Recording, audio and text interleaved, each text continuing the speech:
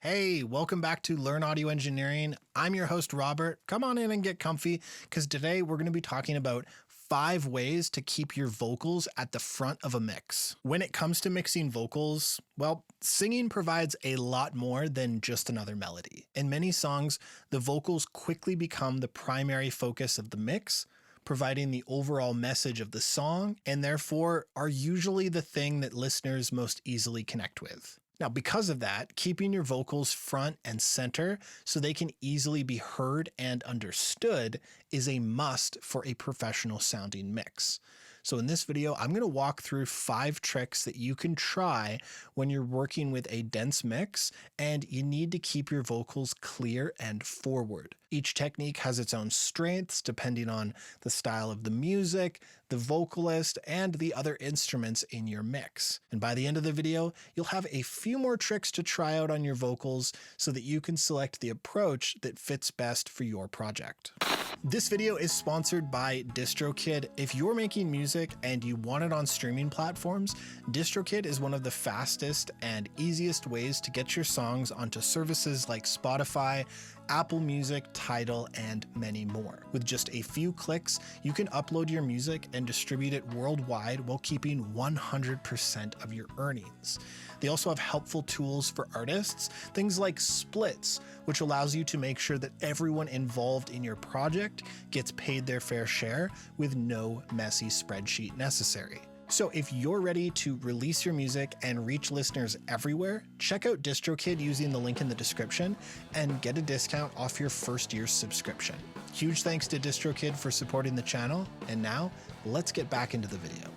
I often see producers fighting to make everything as loud as possible. They keep turning instruments and vocals up to keep them from being masked by other elements in the mix. But when I look at the bigger picture of the mix, something starts to fall apart. If you're fighting to fit your vocal into the mix, why not leave some space or headroom so that your vocals have the room they need to shine? Now, this touches on one of the most valuable concepts in mixing, thinking subtractive. It's a fact that you only have so much space in a mix.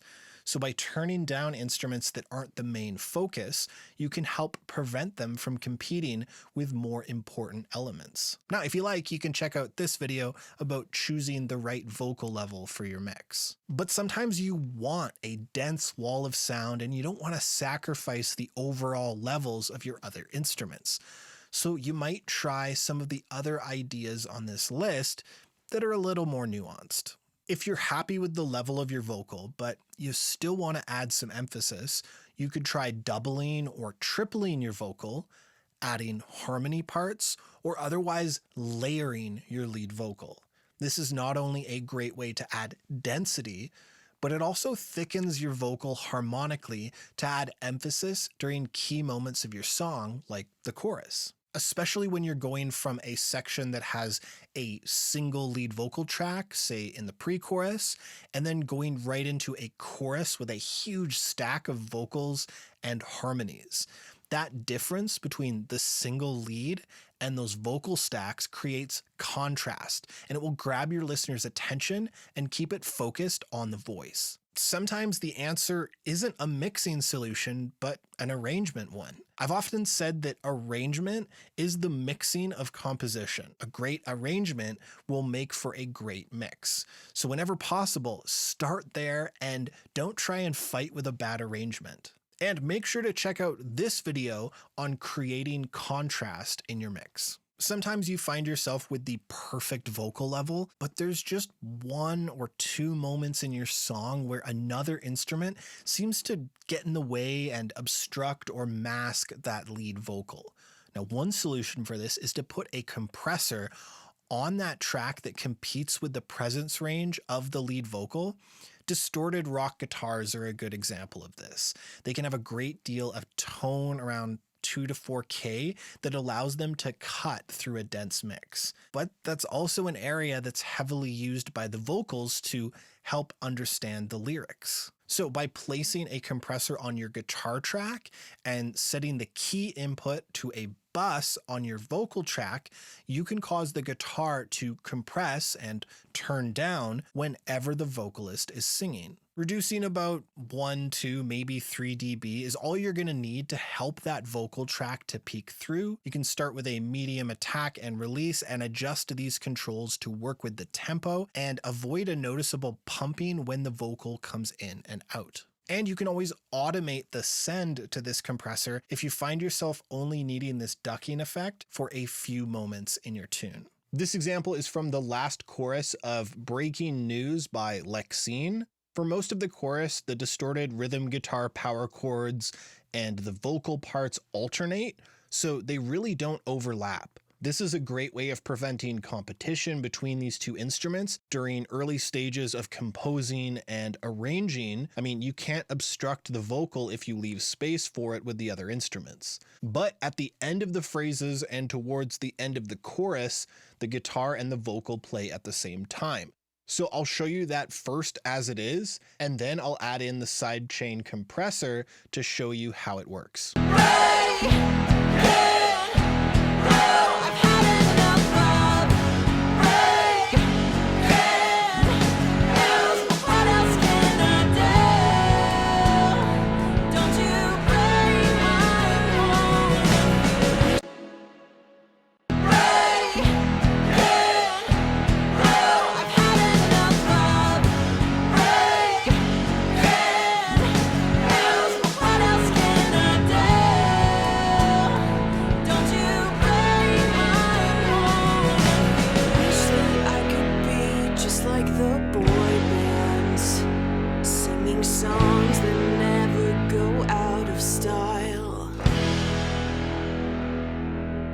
So it is a subtle difference. It may not even be a necessary one, but it does provide a little bit of extra breathing room for the vocal during those moments where the two parts overlap so that the vocal remains the focal point. Now, following up with this same idea, there are a few other tools that you can use to get a bit more nuanced with this ducking approach. The next tip I have for you is very similar to the previous technique of using sidechain compression, but here we're going to use a de-esser instead.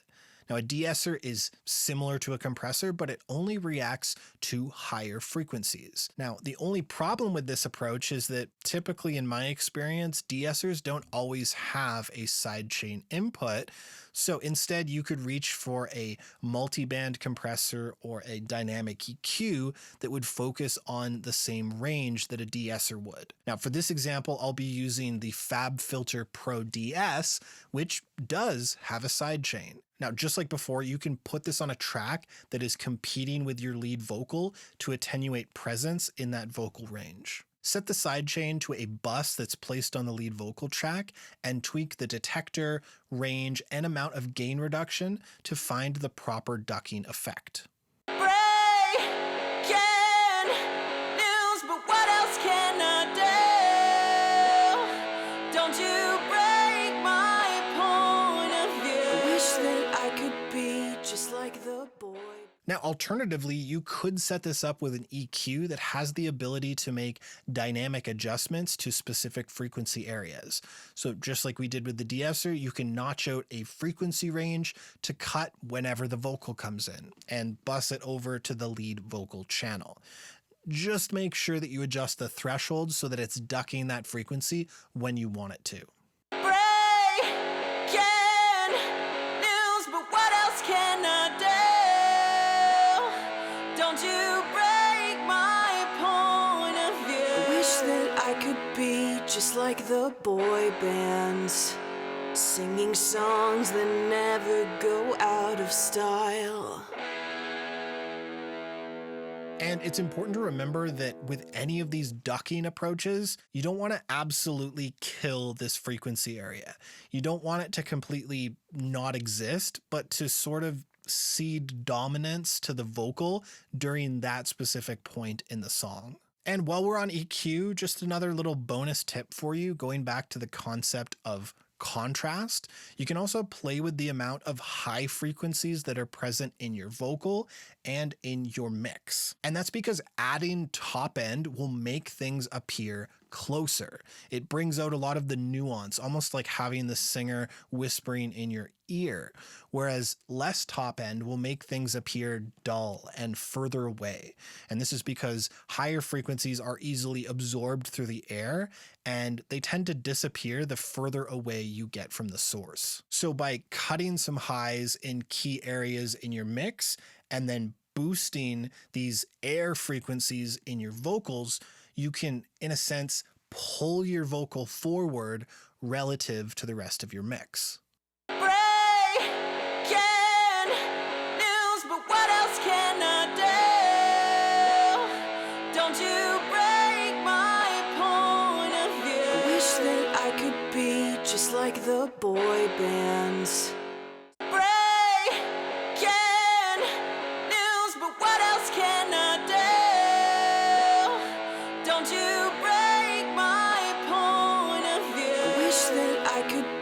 Just like the boy bands, singing songs that never go out of style.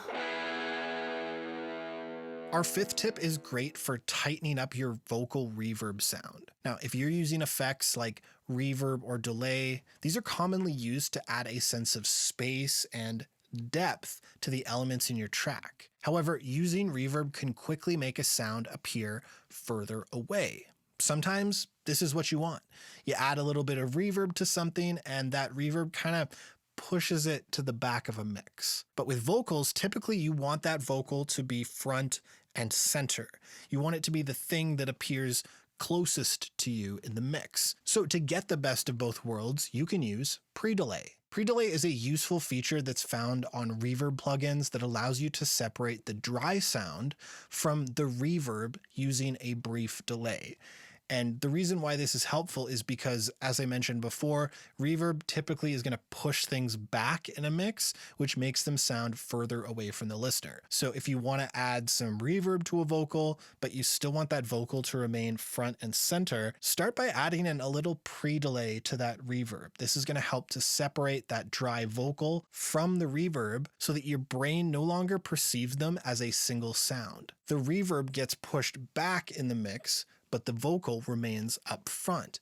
And it's a great way to keep your vocals front and center while also getting all of the benefits of reverb in your mixes. To demonstrate this, I'm going to play you a track, and I want you to close your eyes and imagine where the vocalist is in the space of the mix, okay? So I'll play it for you first with the pre-delay. 'Cause I need some patience.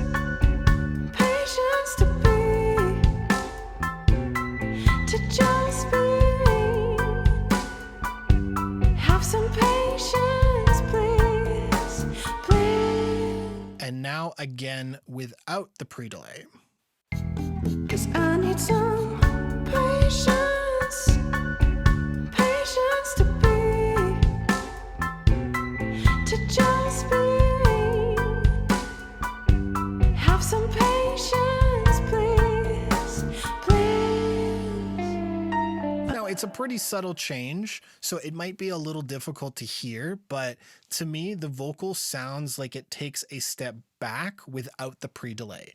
The vocal is more obscured, and this might be okay. It's not always a bad thing, but if we want that vocal to be front and center, the pre-delay allows you to keep that vocal forward just a little bit more. Oh yeah, this song is called Patience, also by Lexene, off of the same EP, Burnout. So if you haven't heard that, definitely recommend checking it out. So there you have it, 5 ways to keep your vocals at the front of a mix. Which one are you leaning towards, and do you have a method that I didn't mention? Let me know down in the comments. I hope this video helped you out. Leave a like if it did, and consider subscribing if you want to see more videos like this one. Thank you for watching, and I'll see you in the next video.